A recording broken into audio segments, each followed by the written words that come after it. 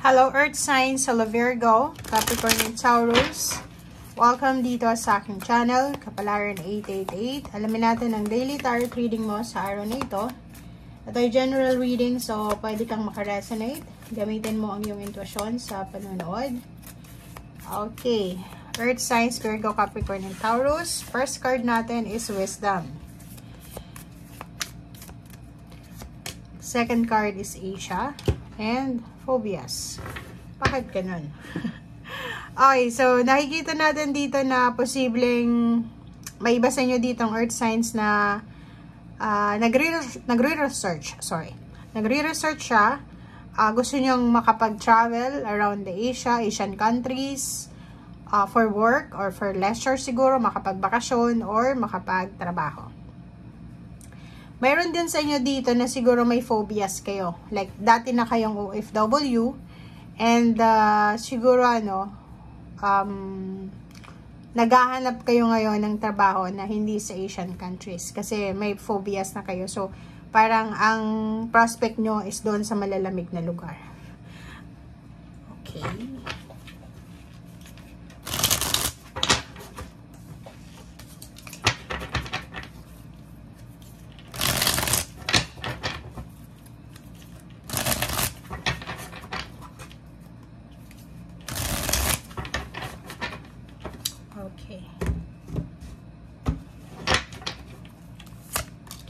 Okay, first card dito.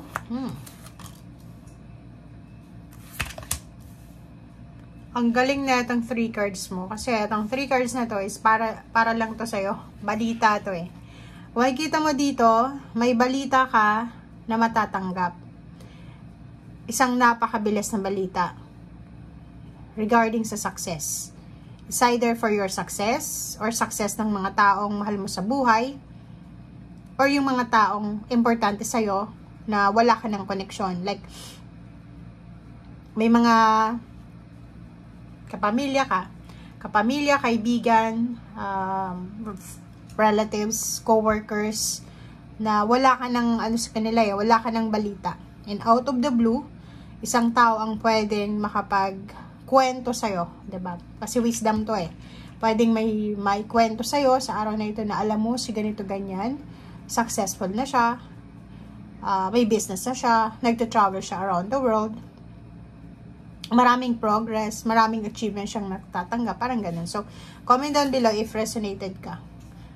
Okay, so, nakikita ko sa'yo dito, ano man ito na balita, ano man itong chismis regarding sa ibang tao, eto ay magdadala sa'yo ng sobrang motivation.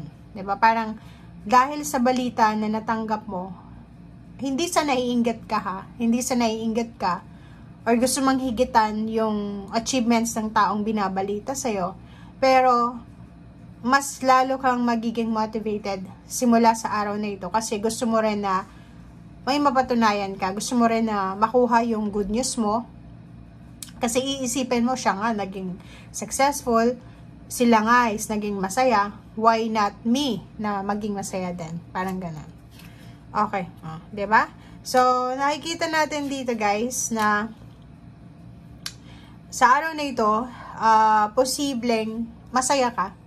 Sobrang saya mo kasi yung dating unstable na relationship na meron ka, like may mga away pamilya, may problema sa pera, or yung parang hindi ka na-appreciate sa yung relationship, like may asawa ka na siguro, may boyfriend, girlfriend, or kahit anak ka or nanay, tatay, or kapatid, never kang na-appreciate siguro ng mga tao sa paligid mo. But today mismo, nakikita natin dito na supportado ka. Diba? Parang feeling mo stable yung relationship mo, feeling mo stable yung family mo, and feeling mo, unti-unti ka nang binibless ng universe. So, 8 of Pentacles, nakikita ko sa'yo dito, pwedeng today ay simula ng bagong trabaho mo, training.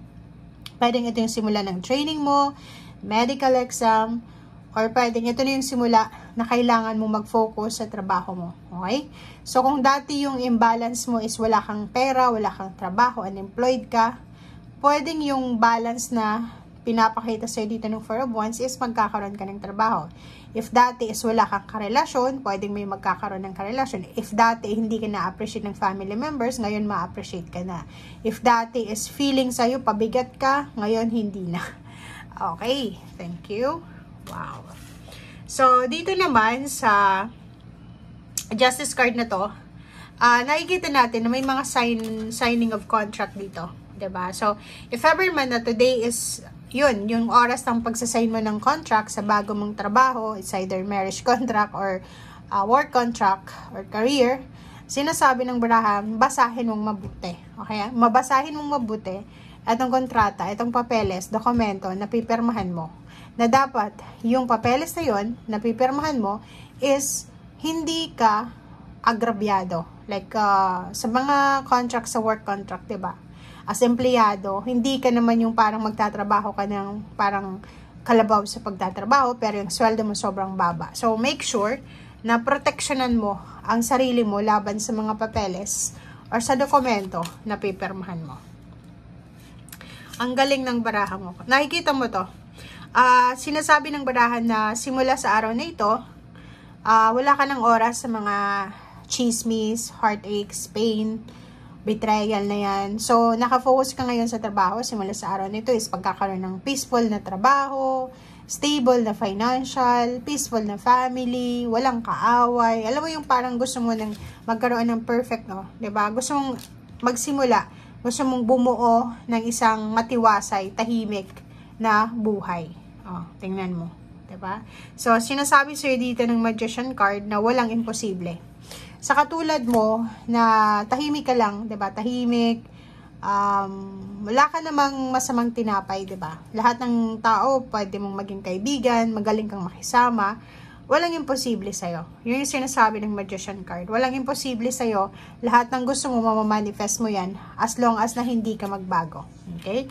Yung mga tower moment, mga homesickness, sadness, or kung ano man yan, wala na yan sa'yo. Or hindi mo na yan priority sa ngayon. Kasi, ang nakikita natin dito is, ang priority nyo is magkaroon ng trabaho, magkaroon ng sapat na pera para makapag-business or makapag-settle down, makapagpatayo ng bahay, makapag-travel, ayusin yung pamilya. Kasi may iba sa inyo dito hindi naging maayos yung pamilya.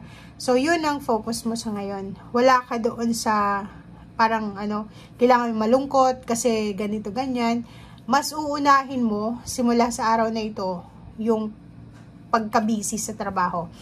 Pagka-busy para doon sa financial needs mo, hindi doon sa mga kwento sa paligid mo or yung mga nag-aaway sa paligid mo sa kapamilya mo. Kasi wala kang oras sa ganun. Okay? So thank you guys and see you again. Bye!